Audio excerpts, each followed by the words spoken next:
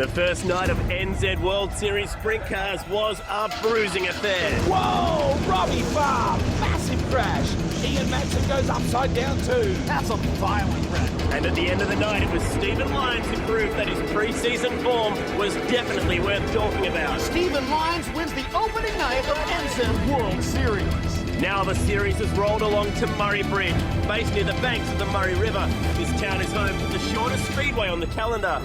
It was a venue where last season local hero Luke Dillon drove from the B-Main to Victory Lane. Luke Dillon, what a drive! He wins at Murray Bridge. Can the locals continue their home turf dominance, or will the other series regulars ruin the party?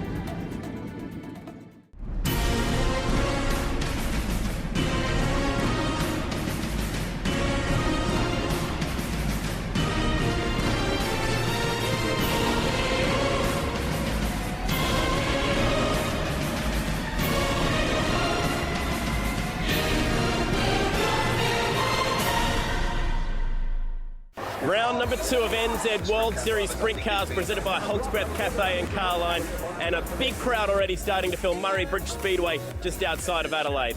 This track last season produced an absolute cracker of a feature race, and tonight we'll have 39 different drivers trying to make it into that almighty A-Main.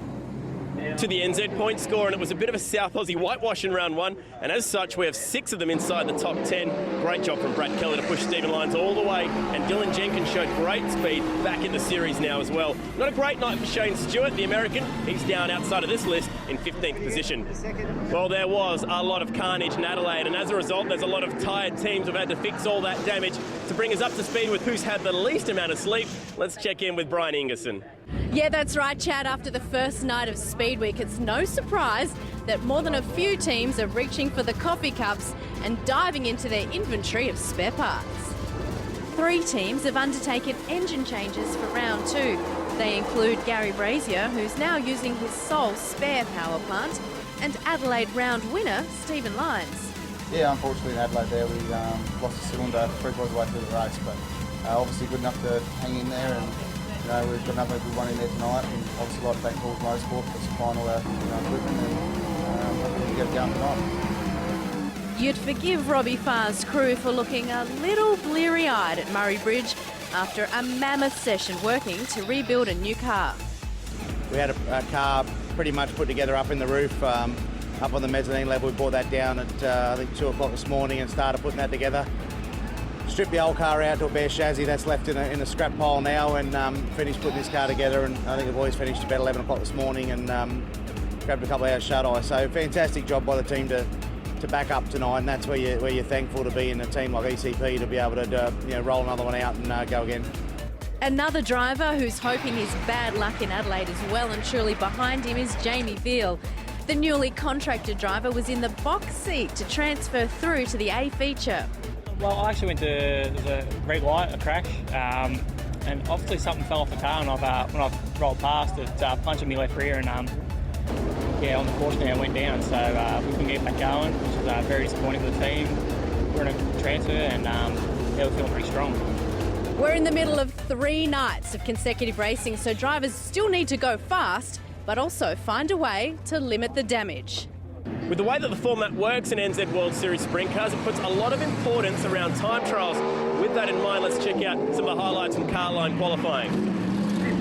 Well, we thought this guy would be quick coming into NZ World Series this year, and it's proven to be so. Luke Dillon, back-to-back quick times for the South Aussie. He was first on track, as a matter of fact, and then there was a bit of a lull until right at the end when Stephen Lyons and Brooke Tatnell joined the party as well. But the big news, Gary Brazier, driveline issues, did not register a time. He misses the invert, and as a result, he will go to the back of the heats, looking very unlikely that he'll be making tonight's A-Main. Might have to rely on his all-important and one and only provisional. So once again, the local boys, the South Aussies, are quick. Can they now convert that into the heat racing? That's the big question. They could do it in Adelaide. Can they do it here in Murray Bridge? We're about to find out with Wade Ornger, and alongside him, it's Johnny Gibson.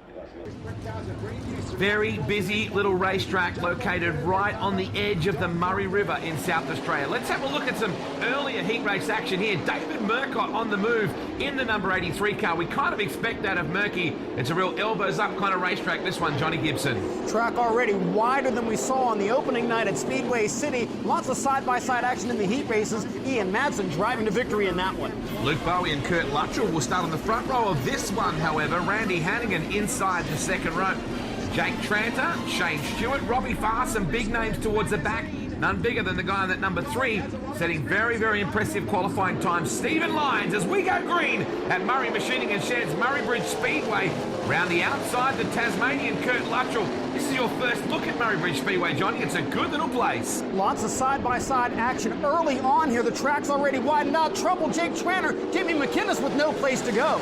Oh, Tranter makes a mistake coming out of turn 4, and McInnes, the Territorian, runs right into the side of him, and there's the damage. Really colourful guy, this bloke. And the Quick As Racing team, unfortunately, he is out as we ride on board with the Milwaukee Power Tools number 7 of Shane Stewart. Robbie Farr doing most of the Speed Week series. He'll leave before the final round and head up to Sydney. We take a look at the High-Tech Oils East Coast Pipeline number 7. We're back underway right now. Bowie side by side with Tasmanian Kurt Luttrell and Hannigan on the inside in the 53. Randy Hannigan slides up a little high. Look at Shane Stewart drive around the outside of the racetrack. Stewart on the move from the rear of the field, and Robbie Farr trying to come with him. Stephen Lyons trying to catch up with that duo. Terry Pitt doing a good job on the 8 car as well.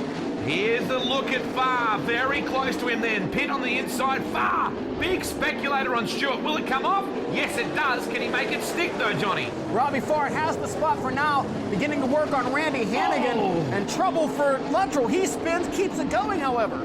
Wow, that was close. Stephen Lyons, speaking of close, getting intimate with the tail tank of the Shane Stewart number 7. And look at this, Pitt doing a great job amongst the heavy hitters here at Murray Bridge. Terry Pitt takes a peek to the inside, can't do anything there, but Robbie Farr on the move, closing in on leader Luke Bowie with just 1 lap to go. Checkered flag at the ready. Gawler's Luke Bowie will hold on in the 55.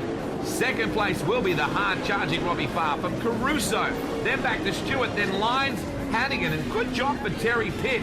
A couple of DNS for Tranter and McInnes. More racing coming up after the break. This is a place where you're going to see a lot of slide jobs. What are those? Chad Nalon will have more on our Hog's Breath Tech Grill after the break.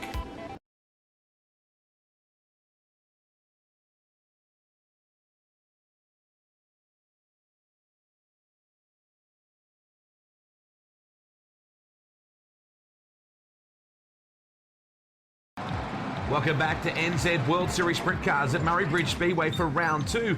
Recapping on what's happened so far, Luke Dillon was the Carline Mufflers quick time man in qualifying, and we've had heat race wins for Ian Madsen and Luke Bowie so far. We get set to push off with another heat. A look back at some of the frantic action, Johnny Gibson, with Gawler's Leith Alfor's getting in a spin in the 61. Yeah, Alfor's getting turned around there, and another close call as we come down for green on the restart. Brooke Tatnell very nearly in a heap of trouble right there.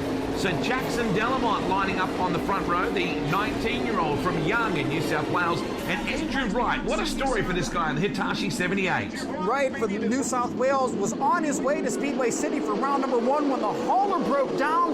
They had to make repairs and continued on their journey to make round 2 here at Murray Bridge just barely. Yeah, good to see that they made the show. Ryan Jones, watch out for him. It was lively last night. Coming from 15th, he basically won the B-main and stormed through to a top 5 result in Speedway City. This is his home turf in a lot of ways. Darryl Wright from here, who supports him, and look at him now, searching all over this racetrack. Jones takes a peek to the inside as we have a quick look from onboard Jordan Brazier's car. Big slide job by Jones there, can't get by James McFadden. Yeah, only on James McFadden, so that just shows you how quick he is right now.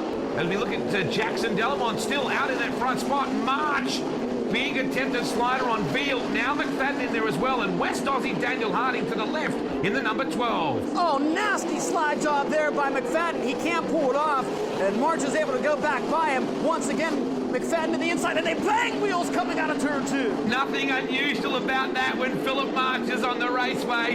Jones pulls up alongside him now. We're into the last lap. All always frantic with Phillip. Meanwhile, back at the ranch, very nice win coming up for World Series debutant Jackson Delamont. The Rookie of the Year contender, a strong victory here in heat race competition. Well done to Jackson Delamont over Andrew Wright and Daniel Harding too. The young West Aussie doing a good job on debut here at Murray Bridge Speedway. So after the first group of heats, we can see it's very tight at the top. Right now, the top 14 would be locked in, but Veal and Pesca would have a whole lot of work to do. Well, plenty of work in the pits in between the tight turnaround between the first and second round of heats. The good news for Jake Tranter, they've replaced the top wing, the front end and a set of headers, and both he and Jamie McInnes look good to make it out for the second set of heats. Some confidence building runs for the Americans, Shane Stewart and Kyle Hurst, and of course Robbie Farr in that new car finishing second in his heat. But talking about confidence, Jackson Delamont, congratulations, a heat win here at World Series. What was that like for you? Yeah, it's pretty awesome. The guys had the 48 KPC machine rolling around pretty good and we got the win. How are you finding this track? You've only raced here once before and it's pretty new to you? It's a pretty tricky little bull ring, a bit different to what we're used to racing on, but yeah, it's good fun.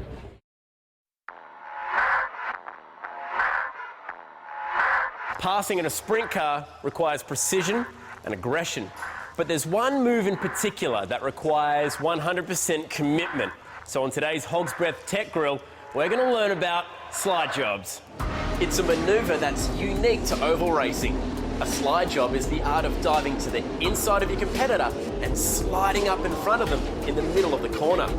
But why are they so effective and how are they actually executed? Well, sometimes the fastest way to circulate the speedway is at the top of the track. When the cars are running up near the fence like this, they're vulnerable to a slide job. There are two elements that help the following car get in front: extra speed and a shortcut. Let's analyse this move that James McFadden pulls on Andrew Wright. Wright will wash off speed while sliding around the top of the track, while J-Mac will maintain his speed by continuing in a straight line to the bottom. That same straight line is also a shortcut to the middle of the corner. That combination of greater speed over a shorter distance gets McFadden in front. Now let's see what James is doing in the car. At corner entry, he's still hard on the gas. At the critical moment, he turns hard left and jams on the brake. After pulling the car up, he straightens the wheels and accelerates away. As you can imagine, such a precise move is open to error. Misjudging a slide job can see you end up in the wall or hitting the car you're trying to pass. Also, because all momentum is lost, it does mean the car you just passed can zip back in front of you at the exit of the corner.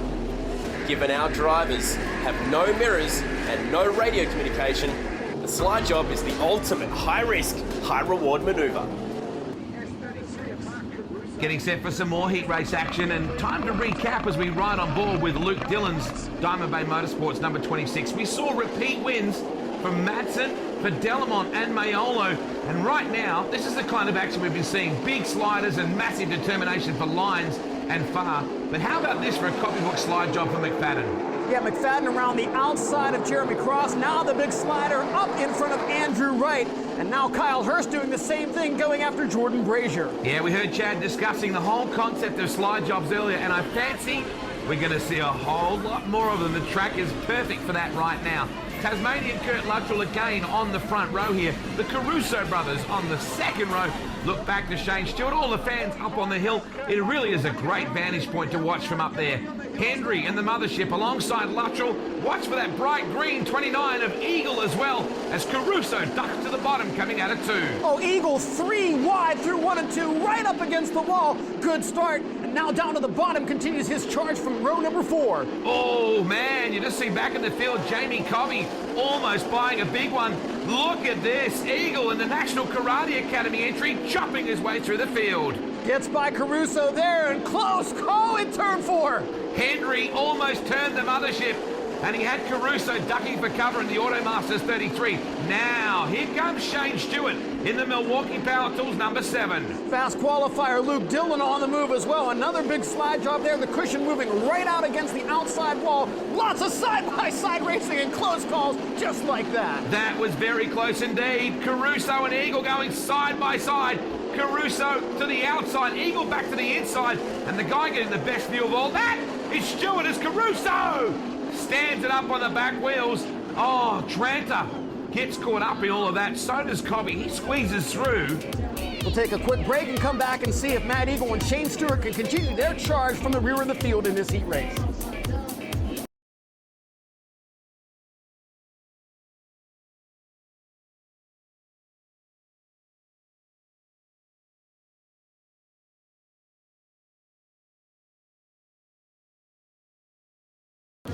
Welcome back to Enzed World Series Sprint Cars, round 2 from Murray Bridge Speedway. And an incident in this heat race saw Mark Caruso turn the number 33 car, the Automasters entry, and it stood up like a dog begging for a biscuit, Johnny Gibson.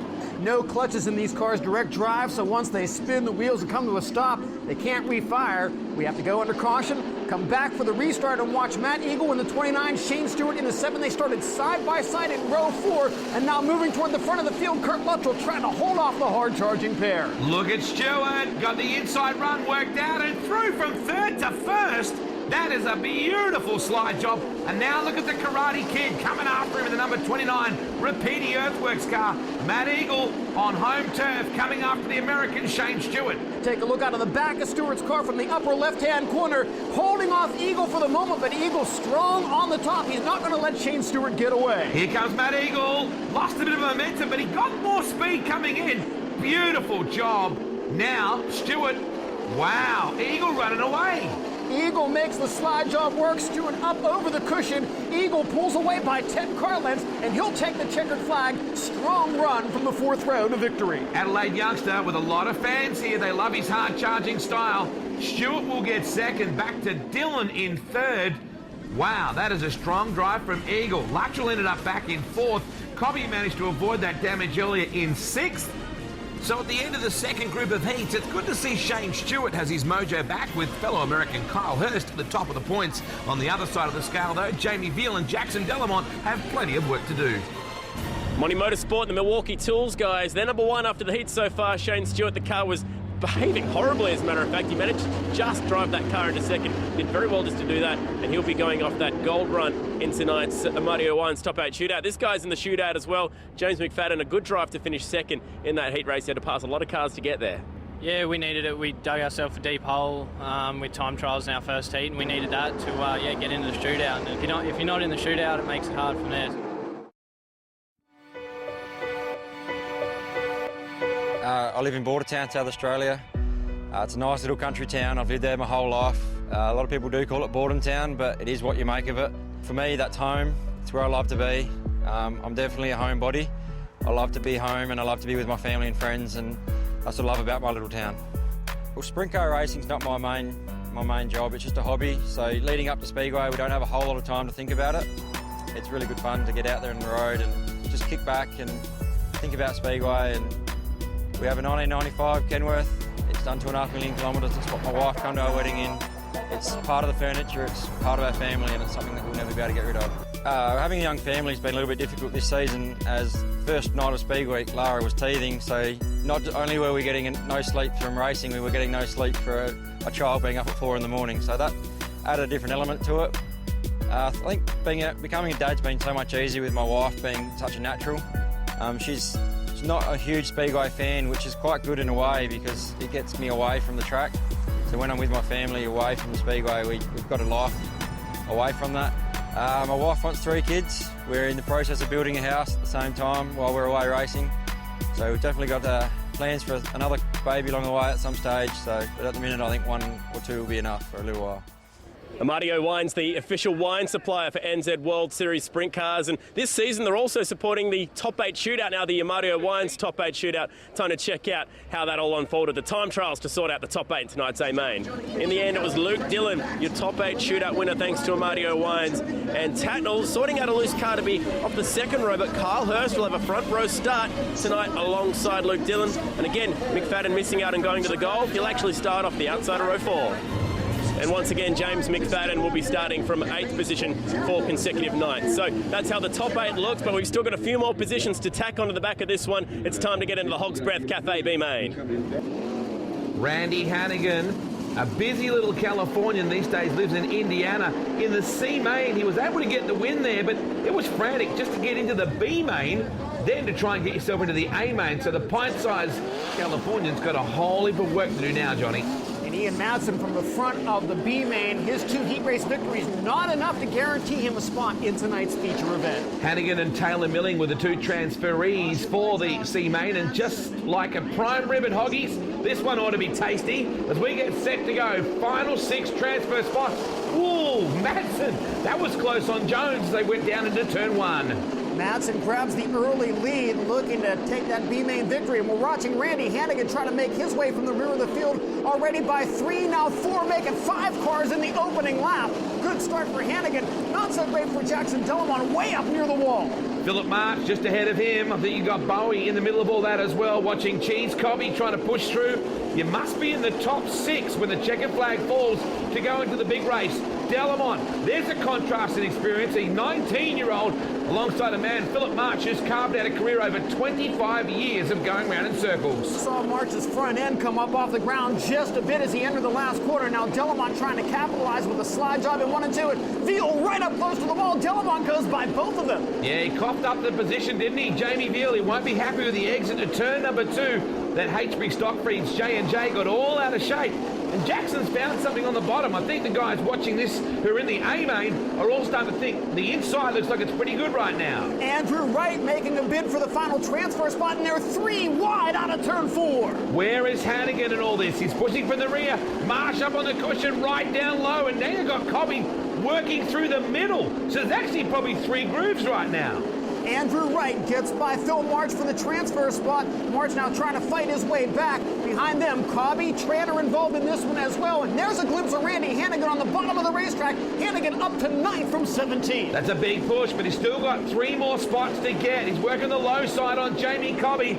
This racetrack, very racy indeed. Murray Machining and Sheds, Murray Bridge Speedway, Tranter in the Kynoch Produce. ART got all out of shape coming out of 2, but he still gets a good bite and goes by March. Another slide job. March turns it hard to the left, goes back to the inside, gets to the bottom groove. He'll get back by Tranter. Again, the race for 7th. Oh, Hannigan gets caught up as March gets sideways. And a run for Randy Hannigan from the rear of the field comes to an inauspicious conclusion. We'll find out if that's the end of Randy Hannigan's night after this.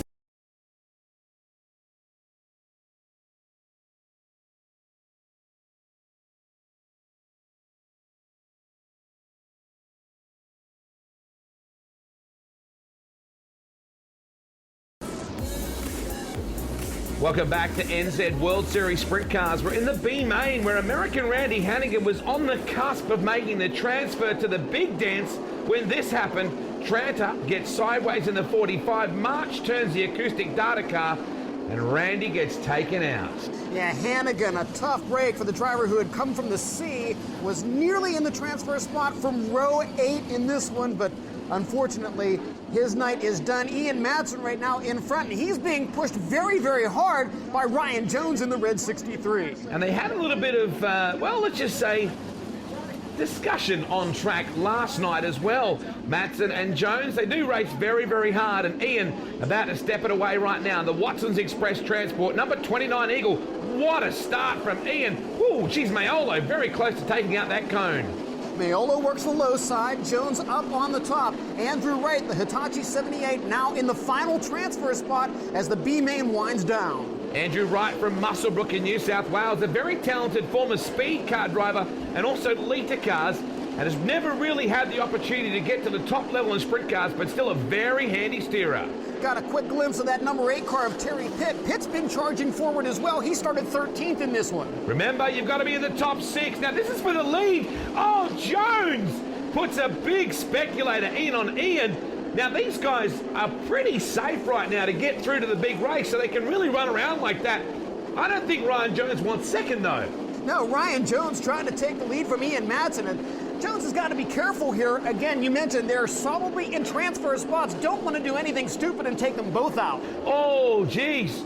At least Alfor's, the Laka number 61 ends up turned around in turn 1 and 2. So Ian Madsen will have to take a breath here and He wants to just get this thing done, get the car back in the pits, make some changes, and get ready for our A main as we see Alforce pushing away. We're on board with Jackson Delamont, a young man very keen to get into his first World Series Sprint Cars A main event. He's looking good. He's in 4th right now. Handful of laps remaining. Once again, Ian Madsen pulls away on the restart. Again, Mayola takes a peek down low, but Jones gets a good run off the top of turn 2. He's coming after Madsen for the lead, and another close call into turn 3. Yeah, Ryan Jones is Mr. 300%. Always was, always, I guess, will be. To the top side again. He's got a good run going. Oh, there's contact between the two of them. Wow, what a battle for the lead in the B main, and it's not very often you can say that as we go under caution once again. Another couple of cars sideways in turn 4. Taylor Milling and also Leith Alforce. Johnny, that could have ended in tears for both the lead cars. Here's looking at it again. Madsen down low, Jones gets the run, Madsen moves up, and they bang rear wheels at the midpoint of the backstretch. And again, solidly in the A feature in the top 2 at the moment. Taking an awful lot of chance. And not only just a rollover potential there, but a chance to cut down a tyre. When the 2 rear wheels make contact like that, the bead locks that go, that basically keep the tyre on the rim, can sometimes puncture the other tyre. There is Delamont on the 48. Right there is Pitt in behind with Tranter. And there is Pitt on the inside. Terry Pitt trying to put a move. This is for the battle for transfer. Bumper-to-bumper contact there. The front of Pitt's car with the back of Wright's number 78. Again, Terry Pitt has come from 13th in this one, but running out of time. Final lap, and once again, Jones going to take a run at Ian Madsen. He wants to win every race he's out there for. Madsen will get the win over Jones. Then back to Mayolo, Veal, Delamont, and Andrew Wright holds on. And Ian Madsen is not too happy at all with Ryan Jones. Plenty of feeling right there. And a little bit of a rub as they head back to the pit gate. Yeah, Ian Madsen would be wondering exactly what Ryan Jones was thinking with those battles for the lead. And again, they're both going on to the A feature, and they'll start side by side. Let's go to Bryony Ingerson in the pits with more on that. Well, plenty of hot heads after that B main tonight. Great to see World Series regulars Jamie Veal and Jackson Delamont making it into the A feature tonight. Ryan Jones, gee, what a drive there towards the end. Yeah, hey, Tim's done a brilliant job with the racetrack here this week. They've got a genuine bottom and a top coming in now. It took us probably 1 or 2 laps to start building some speed, but once we started to build that momentum on the top, we certainly got cranking. It's just trying to cross over the guys in front of you who are, running their own race, and then you just got to try and pick your own lines. So it should definitely be a great racetrack for the feature. No doubt that you've got the pace here. I've got to ask though, not that we don't love to see it, but you were already guaranteed a spot in the A feature. Yep. Why push so hard with Ian Madsen on those last few laps? We're a race car driver just like Ian's a race car driver. I'm sure he races that car for a percentage of money, so that's why he's racing so hard. At the end of the day, we've all got a reputation to maintain. Yes, the top 6 are guaranteed a spot, but if we had got in, then it was one more car that we didn't have to worry about come feature time. So we've seen how important that was last night. We got caught in a stoppage, had to go to the back, only ended up 5th. So every car is vitally important, whether it be qualifying, heat race, dash, C main, B main. Every race car is vitally important. Wow, that's an interesting take on that, Johnny Gibson. Yeah, definitely, as we see Daniel Pesca pushing off in the A main, but I'm not sure Ian Madsen and Ryan Jones have resolved everything down in the pits quite yet.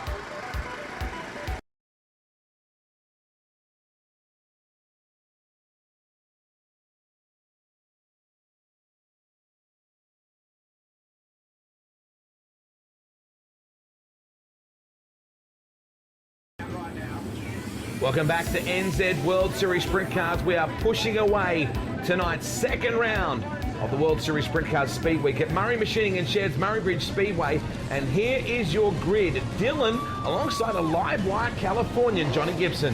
Kyle Hurst coming off a 5th place finish here last year. Chance to improve with a front row start tonight. Positions 15 through to 20 filled by the guys who just finished the B main. And as we saw before the break, plenty of raw emotion between Ian Madsen and Ryan Jones's teams. They'll line up side by side in row 8 for this one as we get set to go 4 wide for the 16th time with the World Series Sprint Cars at Murray Bridge. Yes, it's certainly had some dramatic moments over the years. Look at this crowd up on their feet, waving their phones around as well. This is a traditional part of the evening across the world where the drivers line up in rows of 4 to send out a thank you to the fans who accordingly stand up and say, good luck, go hard, be safe. Riding on board, looking out back of Stephen Lyons' car with the Enzed onboard camera. Luke Dillon from the front row. We look at Jamie Veal now looking down at the top and sitting right up over top of the wheel in that one. It's a great shot, isn't it? Really gives you an idea of how tight it is in that cockpit. Here we go, 35 laps ahead of us, $10,000 to win round 2 of Speedway. Dillon on the back wheels should lead them down into 1 and does, as we see McFadden 3 wide through 1 and 2. James McFadden on the top of the racetrack now looks to the outside of Matt Eagle and David Murcott. Brad Keller in the mix as well. Good battles for 6th, 7th, 8th, and 9th. Very busy part of the race right now. Obviously, you have all the cars in a cluster, but you also have their cars really not at their peak performance in terms of their handling. They're full of fuel, waiting to burn off a bit of fuel, heat up those tyres, and get to peak performance. Again, the cushion right up next to the wall. The high line is far around, but it's also very fast up there, making use of the bottom of the racetrack. Robbie Farr, after a disastrous night last night at Speedway City, charging through the pack now, working the bottom groove. Stephen Lyons to the inside on American Kyle Hurst, the number 3 KPC against the number 10 ART. We're talking about American chassis here. One American driver in the black and blue car, and a Mount Gambier South Aussie in the number 3. Lyons now pulling away from Hurst. Lyons into the 3rd spot and trying to track down Brooke Tatnall, who is closing in on leader Luke Dillon. And we know there's going to be plenty of lap traffic. It's going to be a battle fought out in cars not on the lead lap. Look at Robbie Farr on the back wheels. J-Mac on the top side in that number 1. Oh, cross! The Pitworks Regal's entry on its side, and we are red. Red light, red flags out. Oh, gee. You don't often see that, a driver passing the scene of the accident under red light. There is the cross car in all sorts of bother on the back stretch. And a close call for the race leader, Luke Dillon, barely squeezing by on the outer portion of the racetrack. Cruz putting the car back on its all fours, and Dubbo's Jeremy Cross is A-OK. Oh, geez. You see how brutal it can be when the push car comes up behind Jamie Veal just then, as we take a ride on board the Hastbury Stock Feeds SWI Engineering J&J. A young man out of Warrnambool whose dad Ken ran with us back in the day as part of a 2-car deal with Iowa's Brent Antill. Haven't heard that name in a while. Brent Antill, a former Knoxville Raceway winner. Well, Eagle got the car a little crossed up there as he was trying to light up the tires and clear out the engine. Here we go, Luke Dillon to lead away. He's had a few victories at this place in Formula 500s. He was an Australian champion as well as he drives it hard into turn 1. Brooke Tatnall, Stephen Lyons, Kyle Hurst, Matt Eagle. Now watching Lyons come after Tatnall as they go into turn 3, and the yellows are on. We are cautioned here at Murray Bridge Speedway, and that'll bring us all the way back. And it's Madsen caught up with Daniel Pesca to the left of your screen in the number 27. Here's a replay of just what happened. We're riding on board. Dylan Jenkins coming up the inside, and Pesca, on his 22nd birthday, spins the 27 and blows out the candles. Ian Madsen able to refire the Watson Express Transport number 29. Pesca getting restarted as well. The Gawler Farm Machinery J&J. We go back to the Diamond Bay Motorsport team out of Bunbury in Western Australia. In fact, the lead 2 cars out of Bunbury in the southwest of WA. What a proud moment. And the Albany car in 3rd, all southwest Western Australian teams.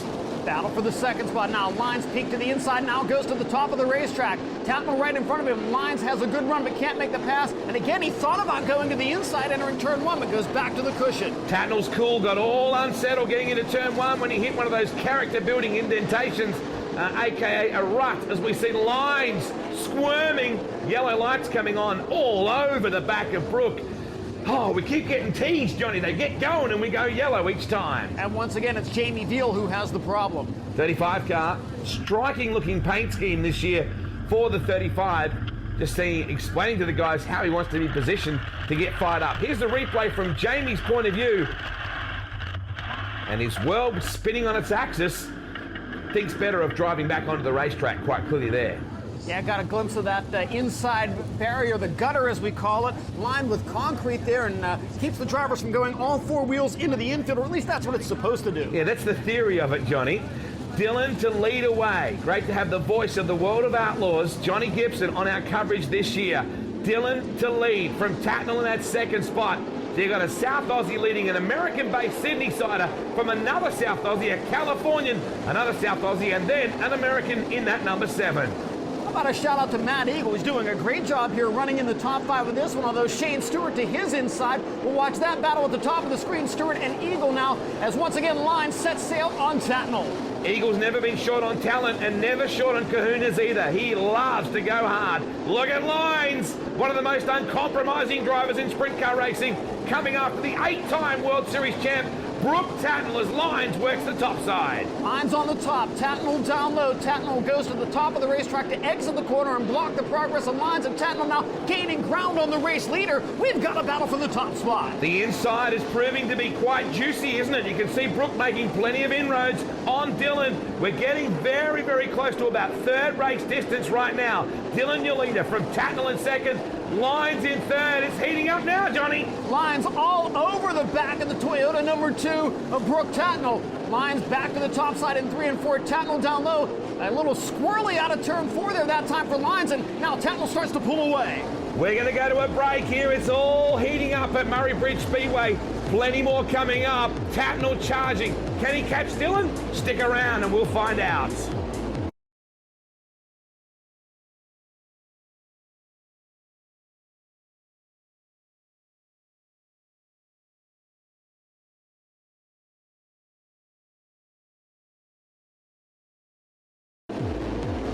Welcome back to Enzed World Series Sprint Cars, brought to you by Carline Mufflers and Hogs Bread Cafe. You're watching the battle for second place in round 2 here at Murray Bridge Speedway. Tatnall and Lines in the 3, and look at Lines. Jones in trouble on the infield. Ryan Jones spun the car around but keeps the engine fired, and we stay green, and he comes on the racetrack right in front of that battle between Tatnall and Lines. Tatnall slides up in front to hold off Lines once again. What a tremendous battle for second, and this is exactly what Luke Dillon needs. The leader needs this kind of thing up in front. This is what he's going to have to deal with. He's got Jackson Delamont. We're riding on board with him, and Daniel Pesca. They've got their own battle for position, but they're about to get in Luke Dillon's way. Luke Dillon on the top. Here comes Tatnall to the inside. Looks for the lead in 3 and 4. That is exactly how quickly it can happen. Pesca and Delamont just up in front. Dillon comes back on the bottom, though. This is a great battle for the lead. Dillon to your left, and the blue and black number 26 puts Pesca a lap down, and Tatnall on the outside. Tatnall trying to drive around on top out of turn 4. Dillon says no as they enter turn 1. Still a lot of traffic to deal with. Again, Tatnall has a run down the back straightaway. Luke has no idea what is the fastest way around the racetrack. Brooke Tatnall can weigh that up because he's behind him. Right now, Luke has to go with instinct and instinct only with what the lap car is doing in front of him to guide. Am I faster on the low side or am I faster on the top? Dillon, winner here last year. Tatnall, the winner of the inaugural World Series round here in 2000. Tatnall's also won an Australian title at Murray Bridge. His first ever Australian title, too. It was an emotional win, that one, so he's got plenty of fond memories. As we take a look at South Aussie Luke Dillon, whose dad Gary battling a debilitating illness with Ross River virus right now. So we know that Luke, on his mum's birthday, would love to get a win tonight for his mum and dad. Tatnall now gets around Pesca. Stephen Lines trying to complete that pass as well. The NZ onboard for Stephen Lines shows that Pesca hasn't lost too much speed. He's a lap car, but he's not too far behind this battle for the lead. First, second, and third, all in victory lane here in the past in World Series action. Dillon trying to hold off Tatnall and Lines. They'll work nose to tail through the top side of 1 and 2. Pesca actually almost got his lap back from Stephen Lines just then, and now look who's in the battle. American Shane Stewart in the Milwaukee number 7 Monty Motorsport entry. He's now coming up into this battle for the top 3. Lap 24 of 35, still over 10 laps to go. Once again, Tatnall with a run on Dillon. Dillon puts the left front right on that gutter on the inside of the racetrack, maintains a 4-car length advantage. Tatnall trying to make it work up top. See how he had to straighten the car up as he ran the top? He couldn't just throw it in. He had to drive the car almost at the wall and then straighten it up. He is relentless all over the back of the number 26 of Dillon, who's desperate to bag the 10 grand and the championship points on offer. Jackson Delamont, Ricky Maiolo right in front of the leaders now. They work through the traffic out of turn 4. Dillon with Tatnall right on his back bumper as the laps wind down at Murray Bridge. The high percentage situation right now is what Luke Dillon is doing. He's on the bottom where the moisture is. Tatnall can have a crack at him on the outside. There's no point running behind him, but he's got to be careful. If Brooke runs high, Lyons could get him on the inside. Dylan's got traffic to deal with on the bottom now, squeezes by Tillamont. That'll give him a little bit of breathing room now. Tatnall, meanwhile, negotiating the 48 car out of turn 4. Gee, Shane Stewart is coming as well as we take a ride with Jackson Delamont, who's probably in a spot he doesn't want to be in right now. He's got the leaders all over him. Tatnall sweeps to the outside. Lines and Stewart, second, third, and fourth right now. We're inside the last 6 laps. Luke Dillon pulling away now. Lines catching up with Tatnall once again. Separated by a car length and a half. Lines really strong on the top of the racetrack in 1 and 2. Goes down the stairs to enter turn 3. Drifts back to the cushion and gets another run on Tatnall. This is why they're called sprint cars. They don't hang around. They sprint for the full 35. It is frantic. Still, the battle for the lead between 3 guys. Luke Dillon, Brooke Tatnall, and Stephen Lines. They've dropped Stewart away just a bit now, and Kyle Hurst is starting to come back into this one as well. Top 3 now nose to tail with 4 laps to go. Dillon, Tatnall, Lines to the top out of turn 4. Gonna try to make a run for it, but gets crossed up there. Still didn't drop a huge amount of speed though, even though the car got unsettled. Tatnall to the top side, Dillon down low. Oh baby, 2.5 to go, and it's absolutely going at it. Right in front of the leaders, Andrew Wright in the Hitachi 78. It's going to come down to the traffic in the final 2 laps. Lines to the inside of Tatnall, nearly 3 wide out of turn 2. New leader, Brooke Tatnall to the outside. He timed it beautifully. There's only a lap and a bit to go. Dillon has to fight back. Textbook pass by Brooke Tatnall. Dillon trying to come back at it one more time. The slower car of Wright down on the bottom, and that might seal the deal as Lines goes by for second. Dillon goes from first to third, and Brooke Tatnall bangs $10,000 into the bank account. What a race! As good as it gets from the Enzed World Series Sprint Cars at Murray Bridge Speedway. Well, he's done that so many times in his career, hasn't he? Brooke Tatnall. Dillon will be gutted. Lines a strong second.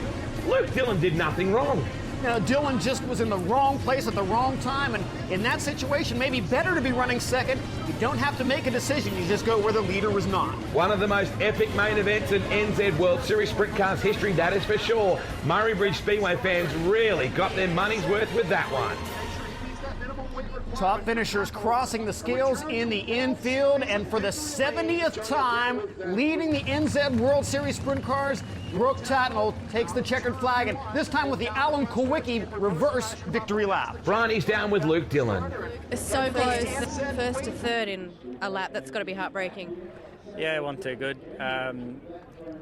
Yeah, like, you know, all that happened is I ran the bottom the whole way. The bottom got slower and slower and slower, and the top was rough and hard to use. So, you know, at some stage we're going to have to move up, and you know, I just stayed on the bottom a bit long, I guess. Yeah, he's devastated, isn't he, Johnny? He really did nothing wrong. It's just he lost the momentum with the lap car in front, and Brooke at least had options that Luke didn't have. Absolutely, and again, that's why Brooke Tatnall was an 8-time World Series champion, able to take advantage of these situations. Yeah, heartbreak for Luke Dillon, absolute elation for Brooke Tatnall and the Cricky Motorsport team who banged their first World Series win in for the season. Good job for Dylan Buswell. Brooke will be happy. Let's go down to Bryony.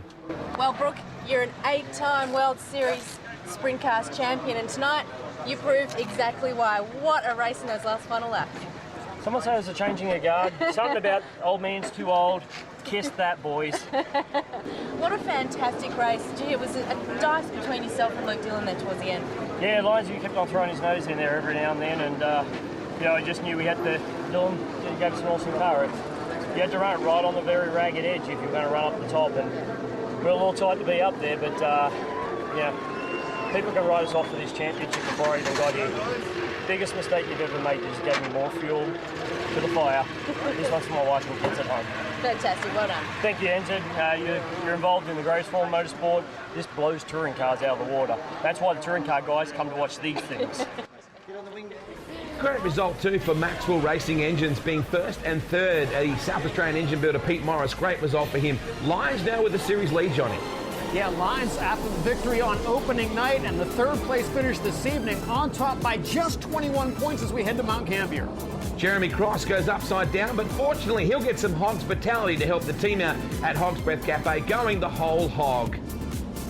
Vinchy, Dillon and Brooke are happy boys. We hope you've enjoyed our coverage as well, and we look forward to seeing you next time on NZ World Series Sprint Cars.